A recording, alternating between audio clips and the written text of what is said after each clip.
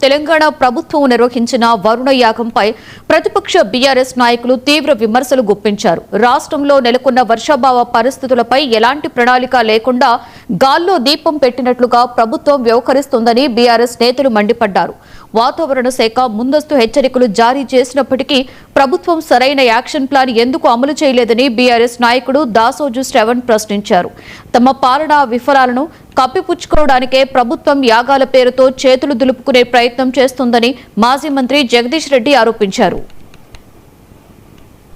దేవుడా నీదే భారమని వెనకటికి ఎవరో అన్నట్లు ఇవాళ రేవంత్ రెడ్డి గారు ఆయన కేబినెట్ మంత్రులంతా కూడా కట్టగట్టుకొని ఇటువంటి మూర్ఖత్వానికి వాళ్ళ పాల్పడుతూ తెలంగాణ పాలిట మరి ముఖ్యంగా తెలంగాణ రైతాంగం పాలిట శాపంగా మారినారు.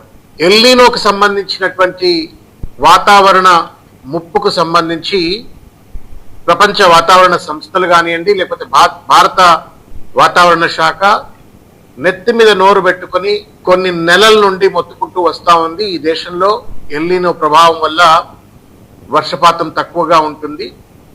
ఆయా రాష్ట్ర ప్రభుత్వాలు, కేంద్ర ప్రభుత్వం వెంటనే అవసరమైనటువంటి సత్వర చర్యలు చేపట్టాలని చెప్పినప్పటికీ కూడా ఒక కంటింజెన్సీ ప్లాన్ లేకుండా, ఒక ఆల్టర్నేటివ్ బడ్జెట్ ను అలొకేట్ చేయకుండా చిల్లరమల్ల రాజకీయాలకే ప్రాధాన్యత అందించినటువంటి ఈ ప్రభుత్వం ఇవాళ చేతులు గాలినట్టుగా, ఆకులు పట్టుకున్నట్టుగా ఇవాళ వ్యవహరిస్తున్న తీరు చూస్తుంటే నవ్వాలనా ఏడవాలనా అర్థం కావట్లేదు.